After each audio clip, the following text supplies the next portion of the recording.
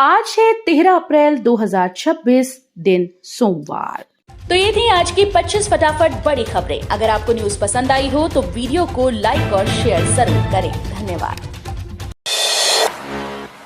UP police को मिलेंगी 491 महिला आरक्षी, 20 अप्रैल को पासिंग आउट परेड।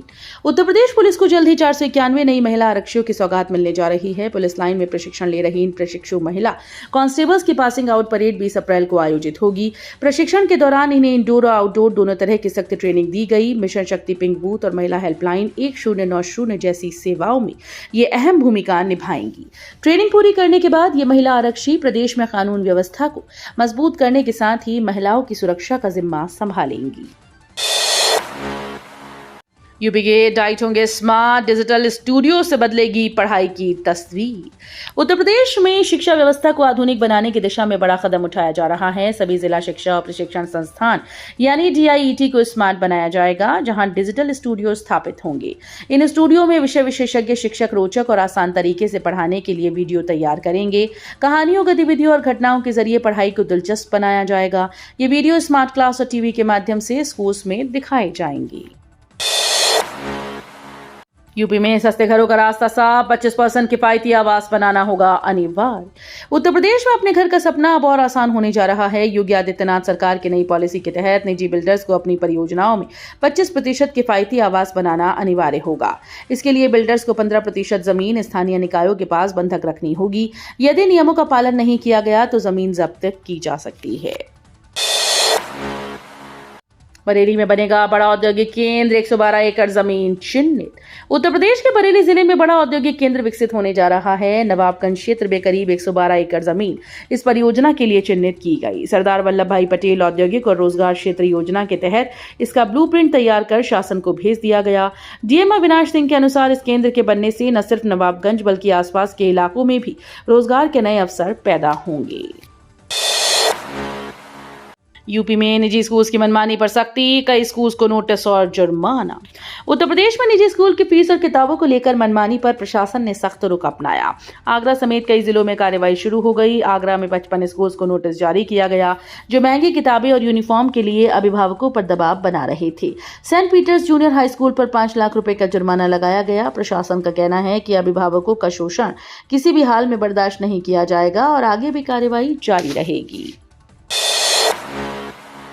यूपी में 82 लाख किसानों ने नहीं कराई रजिस्ट्री, MSP पर गेहूं बेचने में संकट। उत्तर प्रदेश में करीब 82 लाख किसानों ने अभी तक फार्मर रजिस्ट्री नहीं कराई, जिससे उनके सामने बड़ी समस्या खड़ी हो गई। रजिस्ट्री न होने पर किसान न्यूनतम समर्थन मूल्य यानी MSP पर गेहूं नहीं बेच पाएंगे और कई सरकारी योजनाओं का लाभ नहीं मिल पाएगा। लखनऊ समेत कई जिलों में हजारों किसान अभी भी रजिस्ट्री से वंचित हैं। प्रदेश में अब तक करीब 80% किसानों की ही रजिस्ट्री हो पाई है, जिससे शेष किसानों के सामने आर्थिक संकट गहराने की आशंका है। यूपी में लू का अलर्ट, 42 डिग्री तक पहुंचेगा तापमान। उत्तर प्रदेश में गर्मी ने तेवर दिखाने शुरू कर दिए हैं। मुरादाबाद समेत कई जिलों में तेज धूप और बढ़ते तापमान ने लोगों की मुश्किलें बढ़ा दी। मौसम विभाग के अनुसार आने वाले दिनों में पारा 40 डिग्री के पार पहुंच सकता है, जबकि 17 और 18 अप्रैल को तापमान 42 डिग्री तक जाने का अनुमान है। लू और धूल भरी हवाओं के चलते जनजीवन प्रभावित हो सकता है। दोपहर के समय बाहर निकलने से बचने और सावधानी बरतने की सलाह दी गई। यूपी सियासत में हलचल, अखिलेश का गठबंधन ऐलान, कुंवर बादशाह सिंह का संन्यास। उत्तर प्रदेश की राजनीति में बड़ा बदलाव देखने को मिल रहा है। अखिलेश यादव ने साफ कर दिया कि समाजवादी पार्टी अब किसी नई पार्टी से गठबंधन नहीं करेगी और इंडिया गठबंधन के साथ ही चुनाव लड़ेगी। वहीं बुंदेलखंड के दिग्गज नेता कुंवर बादशाह सिंह ने सक्रिय राजनीति से संन्यास लेने का ऐलान कर सबको चौंका दिया। मायावती सरकार में मंत्री रह चुके बादशाह सिंह के इस फैसले से सियासी समीकरणों पर असर पड़ने की चर्चा तेज हो गई है। बंगाल में योगी का TMC पर तीखा हमला, बोले यूपी का बुलडोजर करेगा गुंडों का इलाज।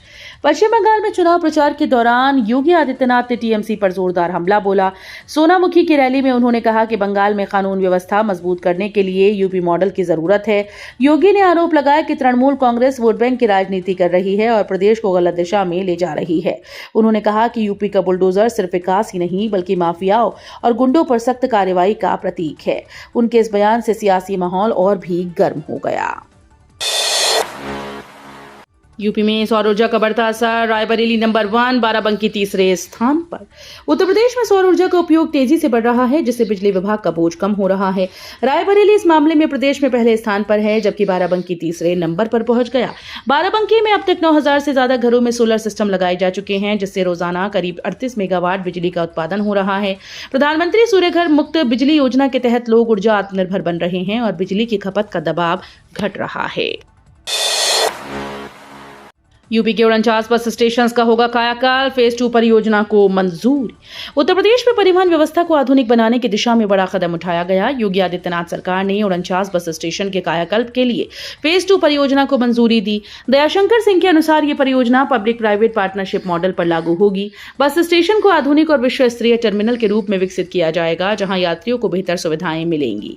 इसके लिए जल्द ही टेंडर प्रक्रिया शुरू कर पारदर्शी तरीके से डेवलपर्स का चयन किया जाएगा। उत्तर प्रदेश के बलिया में करोड़ों की लागत से चमकेंगी सड़कें, कई गांव को मिलेगा फायदा। उत्तर प्रदेश के बलिया जिले में सड़क विकास को लेकर बड़ी पहल की गई। चित्तबड़ा गांव क्षेत्र के धर्मापुर, अख्तियारपुर, गोशलपुर, मटिही मार्ग के चौड़ीकरण और सुदृढ़ीकरण के लिए 21 करोड़ 53 लाख रुपए की मंजूरी मिली। पहले चरण में 1 करोड़ से अधिक की धनराशि जारी कर दी गई। करीब 8.5 किलोमीटर लंबी इस सड़क के निर्माण से आवागमन आसान और सुरक्षित होगा। उत्तर प्रदेश के इंजीनियरिंग कॉलेजेस में बनेंगी स्मार्ट लैब, एआई और रोबोटिक्स की मिलेगी ट्रेनिंग। उत्तर प्रदेश के राजकीय इंजीनियरिंग कॉलेजेस में जल्द ही स्मार्ट लैब की सुविधा शुरू होने जा रही है। प्राविधिक शिक्षा विभाग टाटा समूह के साथ मिलकर इस पहल को आगे बढ़ाएगा। इन लैब्स में छात्रों को artificial intelligence, robotics, drone technology और मशीन लर्निंग जैसे आधुनिक क्षेत्रों में प्रैक्टिकल ट्रेनिंग दी जाएगी। साथ ही शिक्षकों को भी नई तकनीकों में प्रशिक्षित किया जाएगा। इस कदम से छात्रों को रोजगार और स्वरोजगार के बेहतर अवसर मिलेंगे। राम मंदिर परिसर के उप मंदिरों के दर्शन आज से शुरू, 7 स्लॉट में मिलेंगे पास। रामनगरी अयोध्या में श्रद्धालुओं के लिए बड़ी खुशखबरी है। राम मंदिर परिसर के सभी उप मंदिरों के दर्शन आज से आम भक्तों के लिए खोल दिए गए। दर्शन के लिए कुछ 7 स्लॉट निर्धारित किए गए, जिनके लिए ऑनलाइन पास जारी किए जा रहे हैं। पहले ही दिन 13 अप्रैल के लिए करीब 80% पास बुक हो चुके हैं। 13 से 27 अप्रैल तक के लिए बुकिंग शुरू होते ही श्रद्धालुओं में जबरदस्त उत्साह देखने को मिल रहा है। जनगणना को लेकर मौलाना खालिद रशीद की अपील, धर्म और मातृभाषा कॉलम पर दिया जोर। इस्लामिक सेंटर ऑफ इंडिया के चेयरमैन मौलाना खालिद रशीद ने जनगणना को लेकर मुस्लिम समुदाय से अहम अपील की। उन्होंने कहा कि जनगणना सिर्फ आंकड़ों की प्रक्रिया नहीं, बल्कि पहचान से जुड़ा हुआ महत्वपूर्ण विषय है। उन्होंने लोगों से धर्म के कॉलम में इस्लाम और मातृभाषा में उर्दू भरने की अपील की। मौलाना ने कहा कि सही जानकारी देने से समाज की वास्तविक तस्वीर सामने आती है और भविष्य की योजनाओं पर इसका असर पड़ता है। उन्होंने सभी से सजग और जिम्मेदारी के साथ जनगणना में भाग लेने का आह्वान किया। अजय राय की अपील, विधानसभा चुनाव 2027 के लिए तैयार रहें कार्यकर्ता।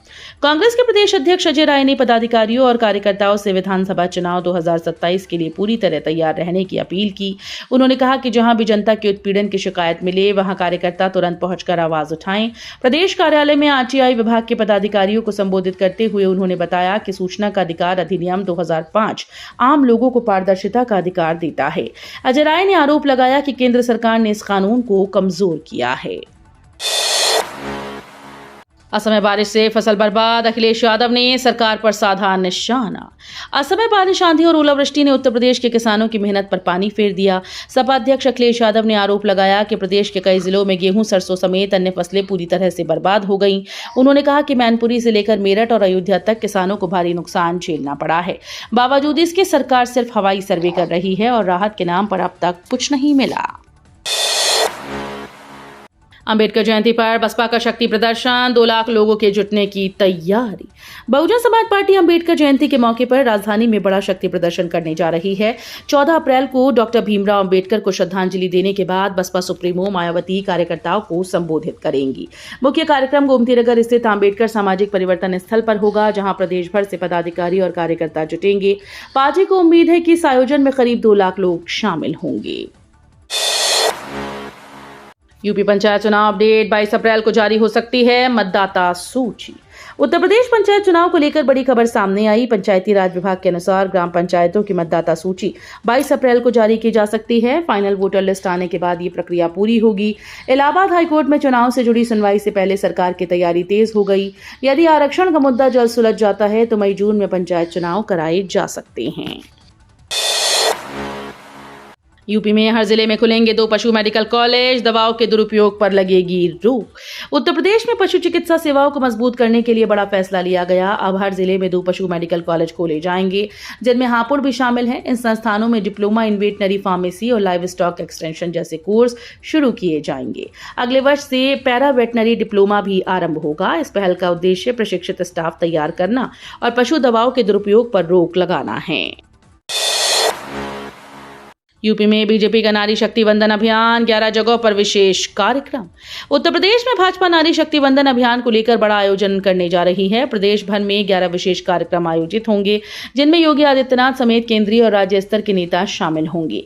लोकसभा क्षेत्रों में नारी शक्ति पदयात्रा और विधानसभा क्षेत्रों में सम्मेलन आयोजित किए जाएंगे। शहर से गांव तक इस अभियान को पहुंचाने के लिए होर्डिंग और जनसंपर्क अभियान चलाया जाएगा। इसका उद्देश्य महिलाओं को सशक्त बनाना और नारी शक्ति वंदन अधिनियम के प्रति जागरूकता बढ़ाना है। उत्तर प्रदेश में नकली नोटों के बड़े सिंडिकेट का भांडाफोड़, 4.20 लाख के जाली नोट बरामद। उत्तर प्रदेश के बस्ती जिले में पुलिस ने नकली नोटों के बड़े गिरोह का पर्दाफाश किया। वाल्टरगंज थाना स्वाट और सर्विलांस टीम की संयुक्त कार्रवाई में 4,20,000 रुपए के जाली नोट बरामद हुए। इस मामले में सरगना मुस्तफा समेत 5 आरोपियों को गिरफ्तार किया गया। पुलिस के अनुसार गिरोह का नेटवर्क भारत नेपाल सीमा से जुड़े कई जिलों में फैला हुआ था। गुप्त सूचना के आधार पर बक्सई घाट पुल पर घेराबंदी कर कार्रवाई की गई। मेरठ में रियल एस्टेट का बूम, 1 साल में 15,000 करोड़ की प्रॉपर्टी खरीदी। उत्तर प्रदेश के मेरठ में रियल एस्टेट सेक्टर में जबरदस्त उछाल देखने को मिल रहा है। पिछले वित्तीय वर्ष में यहां 15,000 करोड़ रुपए से ज्यादा की संपत्तियों को खरीद बिक्री हुई। इस दौरान सरकार को करीब 1,040 करोड़ रुपए का स्टैंप शुल्क भी प्राप्त हुआ। कुल 83,683 बैनामों के जरिए यह खरीदारी हुई, जिनमें 28,000 से ज्यादा संपत्तियां महिलाओं के नाम रजिस्टर्ड हुई। उत्तर प्रदेश में फार्मर रजिस्ट्री अनिवार्य है, बिना इसके नहीं बेच पाएंगे गेहूं। उत्तर प्रदेश सरकार ने किसानों के लिए बड़ा निर्देश जारी किया। बिना फार्मर रजिस्ट्री के किसान सरकारी क्रय केंद्रों पर गेहूं नहीं बेच पाएंगे। साथ ही प्रधानमंत्री किसान सम्मान निधि का लाभ भी नहीं मिलेगा। शासन ने साफ कहा कि सभी किसान जल्द से जल्द अपनी फार्मर रजिस्ट्री कराएं, ताकि किसी तरह की परेशानी ना हो। ये कदम किसानों के डेटा को व्यवस्थित करने और योजनाओं का सही लाभ देने के लिए उठाया गया है। यूपी की बेटियों के लिए सुपर हुए केजीबीवी, योगी सरकार ने बदला इंफ्रास्ट्रक्चर। सरकार की सख्ती और निगरानी से इंफ्रास्ट्रक्चर का विस्तार हुआ है। रिक्त पद तेजी से भरे जा रहे हैं और कई जिलों में अब शून्य रिक्तियां हैं। बेटियों के लिए रोटी मेकिंग मशीन, सोलर गीजर जैसी आधुनिक सुविधाएं जोड़ी गई हैं, जिससे उनका जीवन सुगम हुआ है। मुख्यमंत्री योगी आदित्यनाथ के नेतृत्व में उत्तर प्रदेश के कस्तूरबा गांधी बालिका विद्यालयों की तस्वीर पूरी तरह से बदल चुकी है। तो ये थी आज की 25 फटाफट बड़ी खबरें। अगर आपको न्यूज पसंद आई हो तो वीडियो को लाइक और शेयर जरूर करें। धन्यवाद।